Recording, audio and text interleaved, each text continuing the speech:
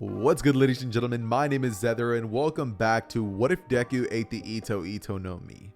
Yup, this is one of those powers that was had by one of my favorite villains in all of One Piece history, and so I thought, whatever, I might as well make a banger video about this, and so came up with the idea of what if Deku ate the Ito no Mi. That said, ladies and gentlemen, if you guys go on to enjoy today's video, definitely make sure to slap that like button, subscribe to the channel, and turn those post notifications on so you don't miss any part of this series going forward. That said, enjoy. Hey Ross, sauce it up.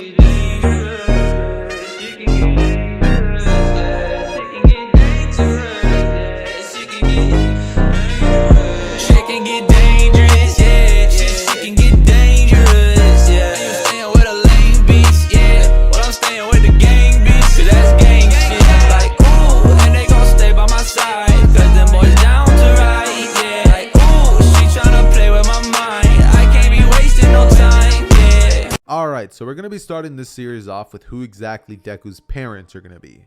Now, this is actually going to be changing a lot in this series, and you guys are about to find out why. Well, when I was starting this series, I thought to myself, okay, so Inko's going to have Izuku and he's just going to eat the Ito no Mi. Until I started thinking about a character that has an ability that's very, very similar to Doflamingo in the My Hero Academia series. And I was like, yo, Best Genius. It just makes so much sense. Literally, it does not make any more sense for anybody else to be Deku's dad than Best Genius. So I decided, okay, Best Genius is going to be Deku's father, and that's how Deku's going to be getting the quirk. Now, let's just say that Deku's mom is going to be somebody who has the ability to pretty much make objects, just amplify things. Let's say that she has an amplify quirk, where like if she touches somebody, it amplifies things, right? So that's where we're going to be getting Deku's quirk, and that's how Deku's going to actually have the incredible power that he's going to in the series, because Deku's father is going to be Best Genius, and his mother is actually going to be somebody with an amplification quirk. And let's just say that for convenience sake, it's still Inko, but you know, she looks a lot different and her name is still Inko, but you know, she has like blonde hair or whatever, or maybe a brunette, I'm not sure. But regardless though, Izuku's not going to be having the green hair that he does in the original, because he's actually going to be taking his hair after his father. He's going to be a little bit of a dirty blonde kind of color, and he's kind of going to be having that same type of color as his father, just like a little bit of a dirtier blonde. And when it comes to his eye color, Izuku's actually going to be having this strange thing going on where he's kind of going to have like one red eye and one blue eye. And you guys might be wondering why that's the case. Well, I'm gonna tell you guys the truth. I was walking outside and I saw this like giant pit bull. I was at first I was pretty afraid of it, because it was like, damn, like he literally might come and try to attack me. But like I looked at him and he looked back at me, and like we just like looked right at each other's eyes. Like it felt like bro was trying to rizz me up. But basically, like I looked at his eyes and I was like, damn, he has such cool eyes. Then I looked back up and just walked away, and the dog didn't even follow me. He didn't even try to attack me. He was pretty peaceful. So I feel like he deserves a spot in today's video for just simply not attacking. No, I'm totally kidding, but that did actually happen. I'm not lying about that.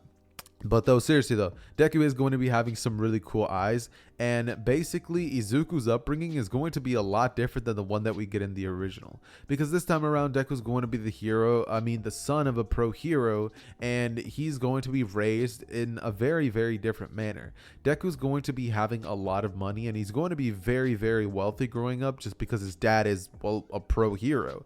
You really can't be poor if your dad is literally a pro hero. So Deku gets accustomed to a very lavish lifestyle very early on, and this would contribute to Deku having a little bit of a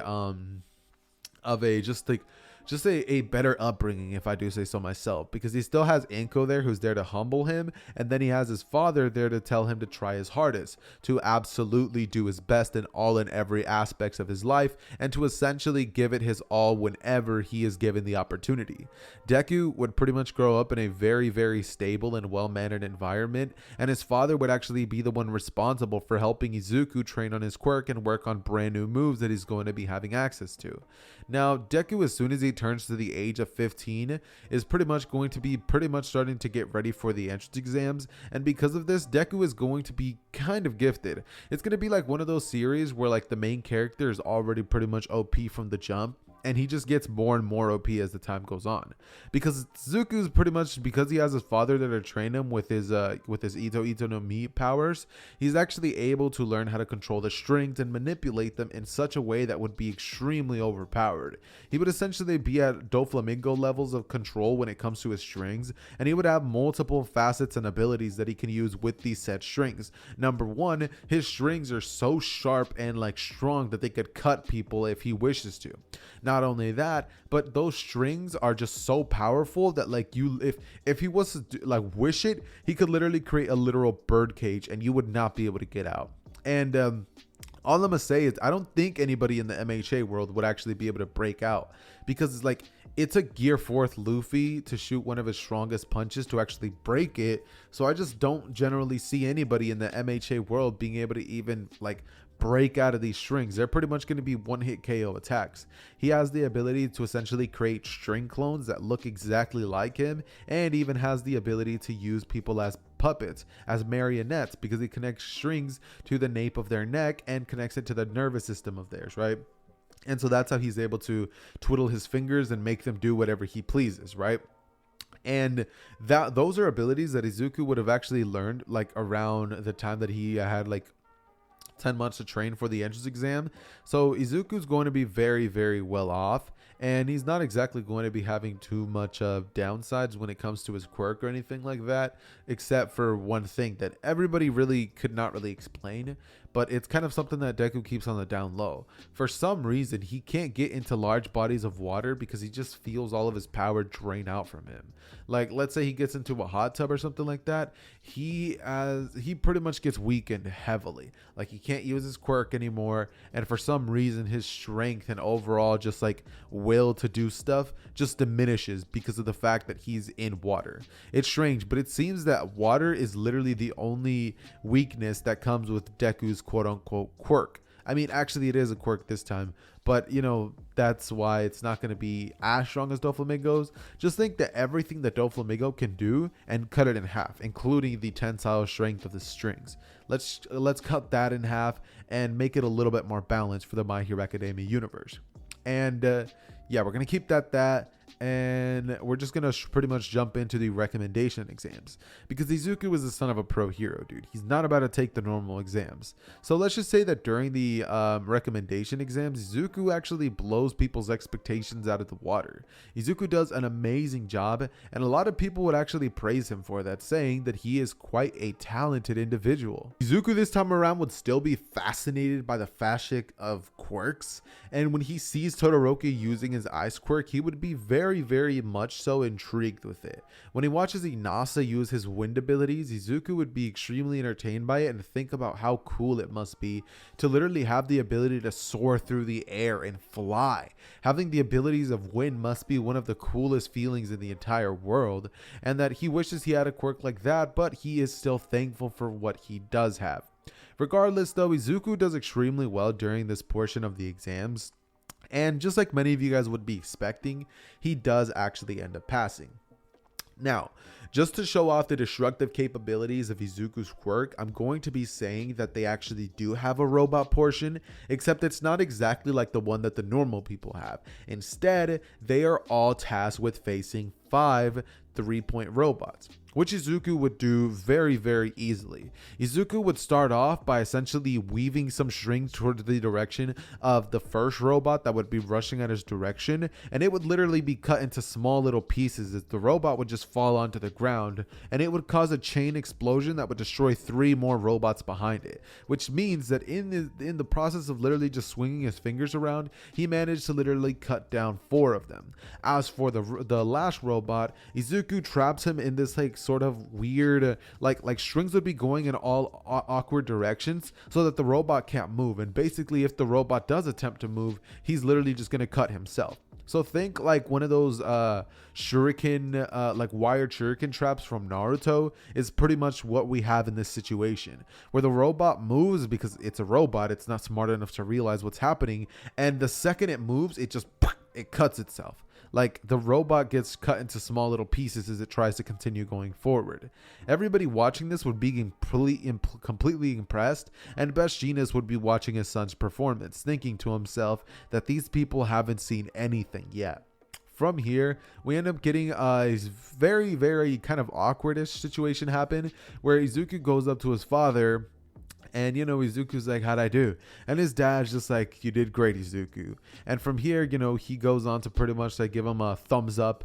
And Izuku just like kind of looks down because like, yeah, like he had a number one pro hero dad. But at the same time, his dad is just so well mannered that like, I don't know, like it's almost as if it's hard for him to tell him he's proud of him. And that's something that Izuku's always wanted to hear, but it's just something that he never really got the pleasure of hearing too often from his father. I think a lot of people watching this video could probably relate to, and if you can't, you're one lucky person. But anyways, though, regardless of that said fact, we then jump into what pretty much happens after this, and that is pretty much just everybody finding themselves in UA the very next week. Now, Izuku obviously gets accepted into UA, so once he makes his way towards the school, Izuku has an easy time finding the place, and when he does get there, Nezu actually calls him up to his office, right? And Izuku would be like, oh, wow, great, I get to see Nezu. And, he gets to talk to him a little bit. And Nezu's like, how you been, Izuku? Deku looks at him and he's like, oh, yeah, I've actually been great. And Nezu looks at him and he's like, that's good to hear. You want to have some tea? And Izuku's like, yeah, of course, I'd love to. If I show up to class a little late, will that be a problem?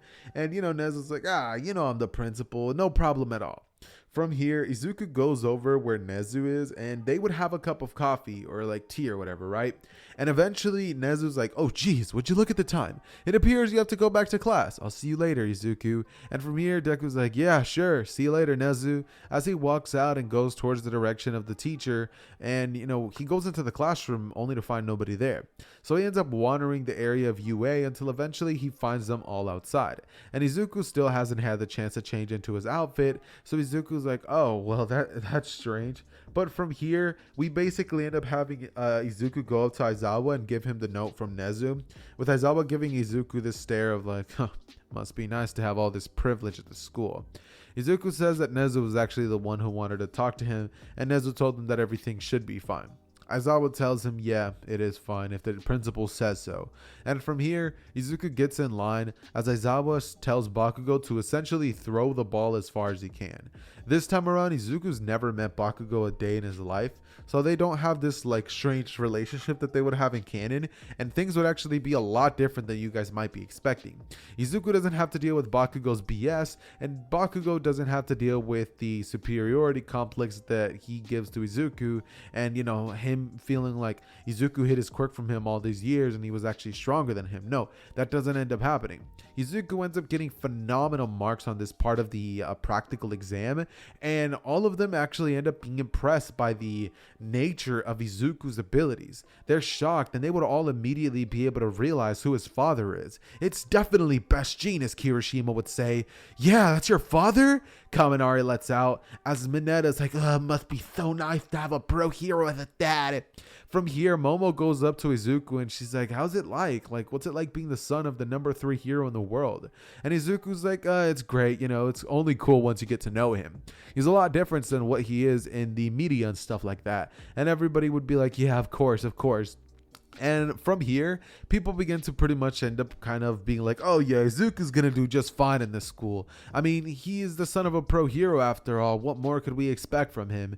And Izuku's like, yeah, thanks, right? Everybody finally stops praising him, and Bakugo goes up to Deku and just like shoulder bumps him. He like shoulder checks him, and then he's all like, you think just because you're the son of a pro hero, you're gonna do better than me? Well, you better watch yourself, kid, because I'm gonna destroy you in every facet at this school.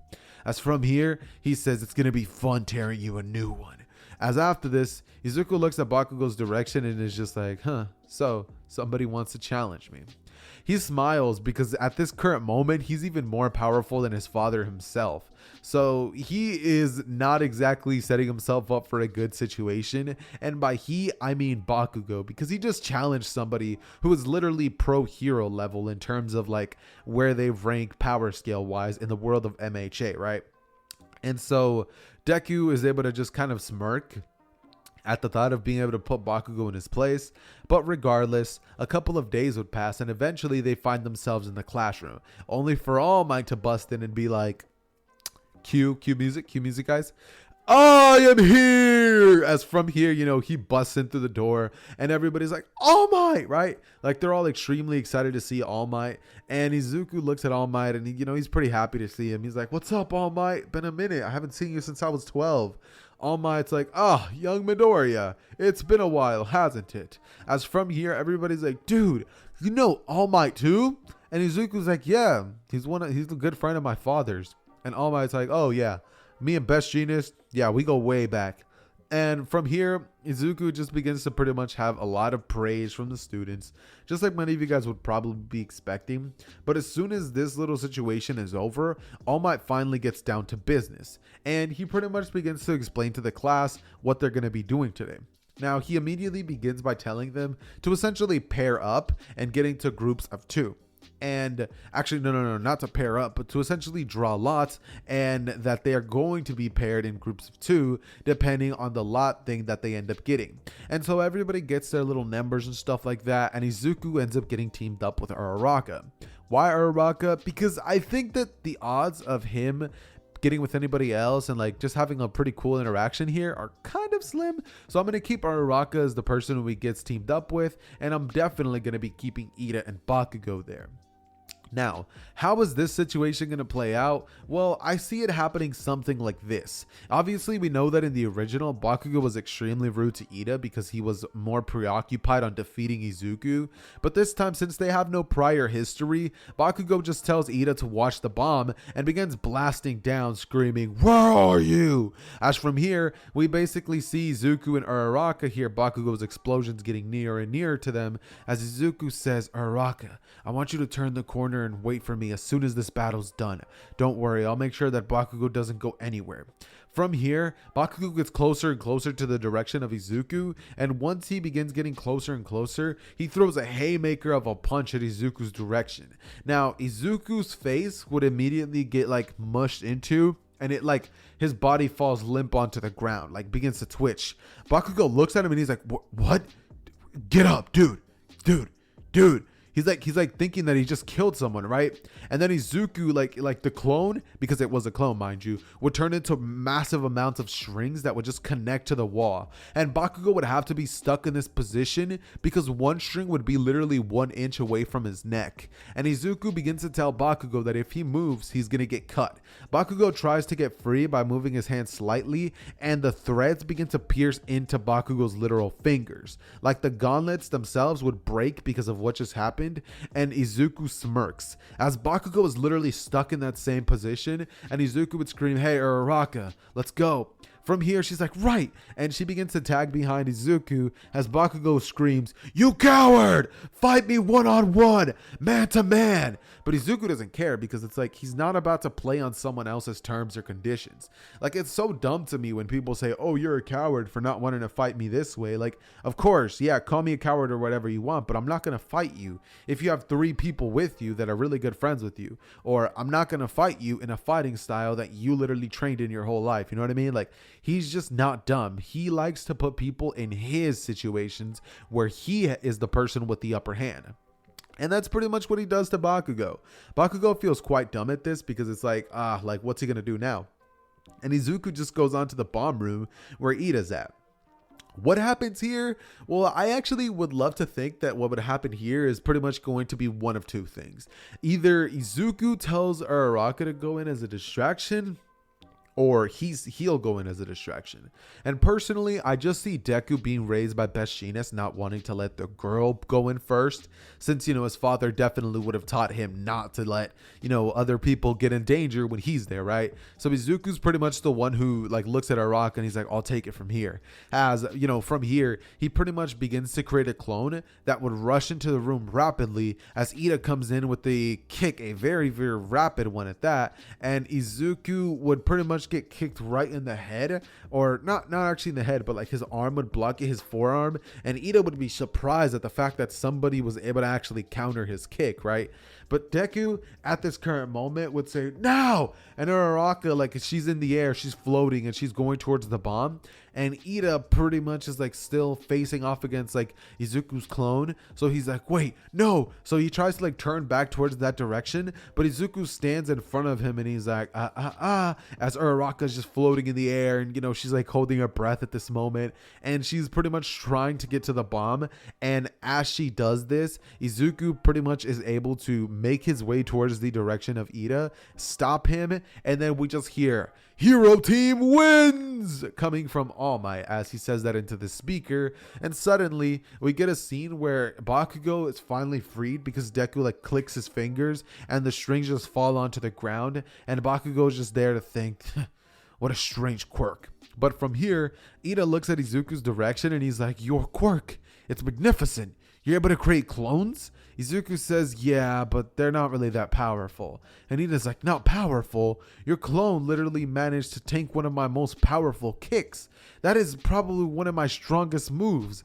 And Izuku's like, don't flatter me. But from here, Bakugo comes up to Izuku and says, you got some nerve, kid, to have the audacity to come up to me and use a bratty technique like that. You didn't even fight me, you coward. You're nothing. You don't deserve to be the son of a pro hero. As from here, he walks off angrily, and everybody's just like, what was that about? Izuku looks at them and he's like, I don't know. I guess we'll have to find out in part 2.